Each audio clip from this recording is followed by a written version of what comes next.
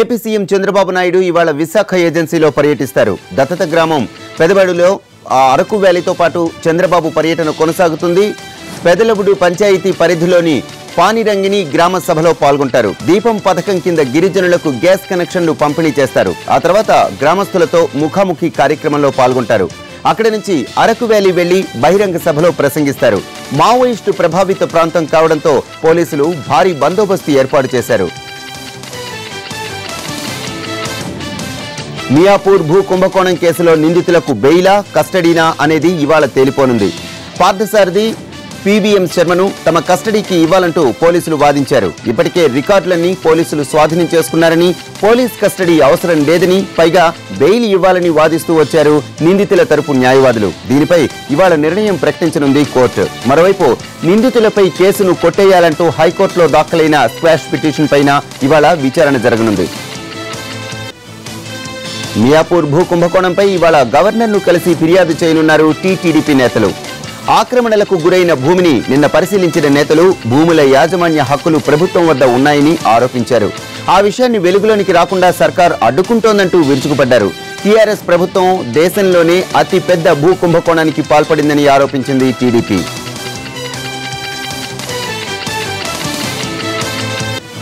AP industries additional director Suresh Babu అక్రమాస్తుల 100 కోట్లకు reach అయ్యేలా ఉన్నాయి. హైదరాబాద్లో 5 చోట్ల, కర్నూలు, విజయవాడ, గుంటూరు జిల్లాల్లో ఆయన నివాసాలు, బంధువుల ఇళ్లలో మొత్తం 8 చోట్ల ఏకకాలంలో తనిఖీలు చేశారు ఏసీబీ అధికారులు. ఇప్పటి వరకు 40 కోట్ల రూపాయలకు పైగా అక్రమ ఆస్తుల్ని గుర్తించారు. 6 ఫ్లాట్లు, కిలో బంగారం, 3 కిలోల వెండి, 14 లక్షల నగదు, 9 లక్షల బ్యాంక్ బ్యాలెన్స్లు వెలుగు చూశాయి. గుంటూరులో బావమరిది పేర ఒక ఫ్లాట్, జిల్లాలో మరో 2 ఫ్లాట్లు, పిడుగురాలలో భారీ ఆస్తులు, కర్నూలు జిల్లాలో 25 లక్షల విలువైన సాగు భూమిని కనుగొన్నారు. సురేష్ బాబును అరెస్టు చేసి కోర్టులో హాజరుపరిచిన ఏసీబీ అధికారులు దర్యాప్తు మరింత ముమ్మరం చేశారు. హైదరాబాద్లో అర్ధరాత్రి పలు ప్రాంతాల్లో భారీ వర్షం పడింది. వాతావరణం ఒక్కసారిగా చల్లబడి ఉరుములు మెరుపులతో వానపడింది. ఎల్బీ నగర్, దిల్సుఖ్ నగర్, కోటి, అమీర్పేట్, కూకట్పల్లి రోడ్లన్నీ జలమయమయ్యాయి.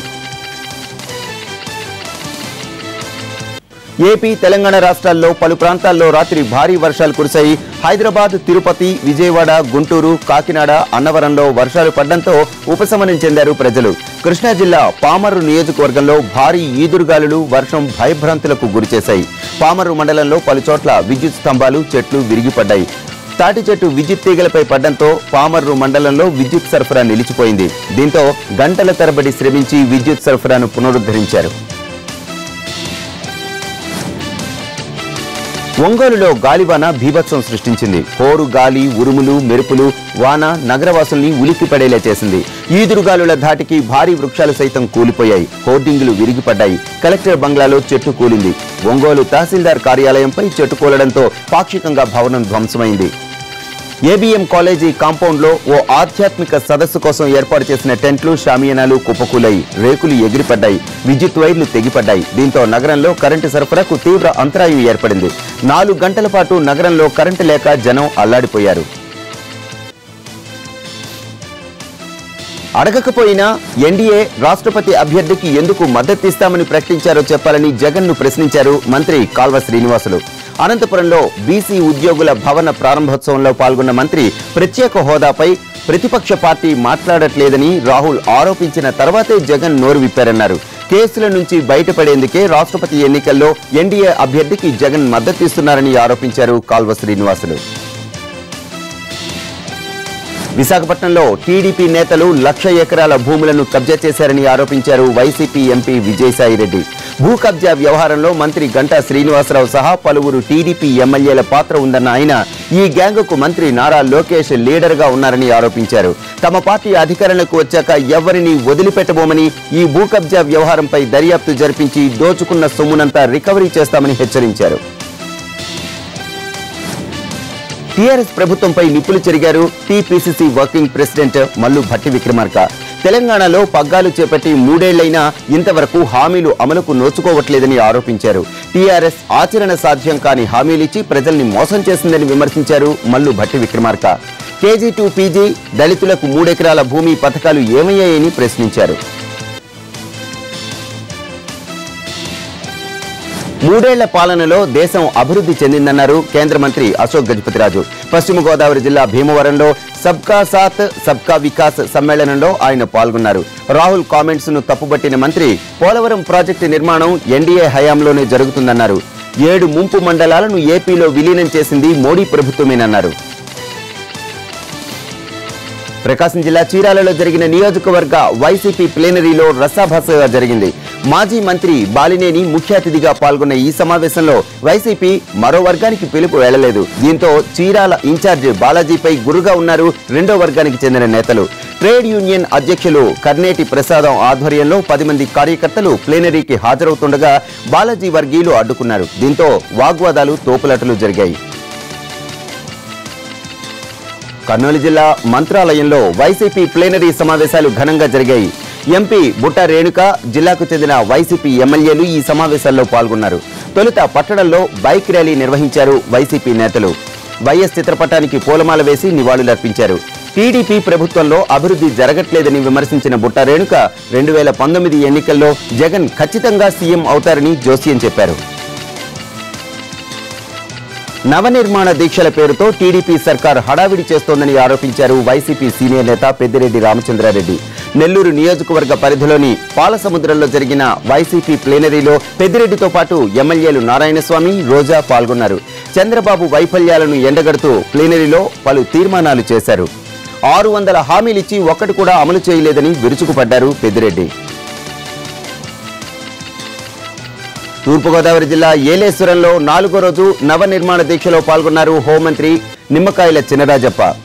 పేద ప్రజల సంక్షేమానికి టీడీపీ ప్రభుత్వం ఎంతో కృషి చేస్తోందన్నారు.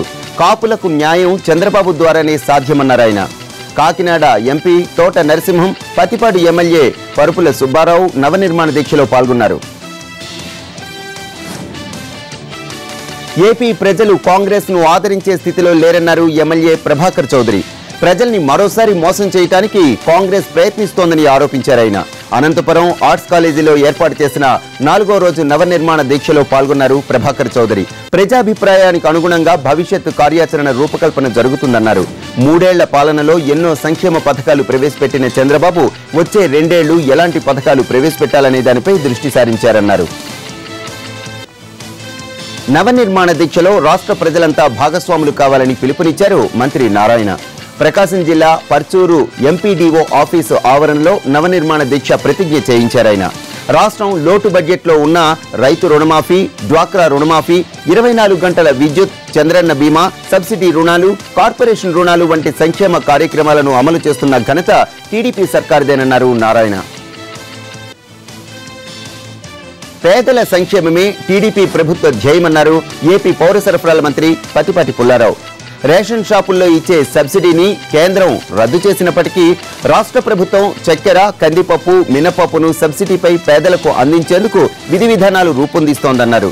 గుంటూరు జిల్లా పొన్నూరులో నవనిర్మాణ దీక్షలో పుల్లారావుతో పాటు ఎమ్మెల్యే ధూళిపాల నరేంద్ర పాల్గొన్నారు. ఏపీ రాజధాని ప్రాంతంలో తుళ్లూరులో నవనిర్మాణ దీక్ష నిర్వహించారు తాడికొండ ఎమ్మెల్యే శ్రవణ్ కుమార్. ఈ సందర్భంగా బాలింతలకు బేబీ కిట్లు, చంద్రన్న బీమా లబ్ధిదారులకు బీమా మొత్తాన్ని అందజేశారు. డిజిటల్ లావాదేవీలు నిర్వహించిన వారిని సెల్ ఫోన్లను ప్రోత్సాహక బహుమతులుగా అందజేశారు. విజయనగరం జిల్లాలో నవనిర్మాణ దీక్షలు ఘనంగా జరుగుతున్నాయి. జిల్లా అధికారుల ఆధ్వర్యంలో జరుగుతున్న దీక్షల్లో ఉద్యోగులు, ప్రజలు పాల్గొంటున్నారు.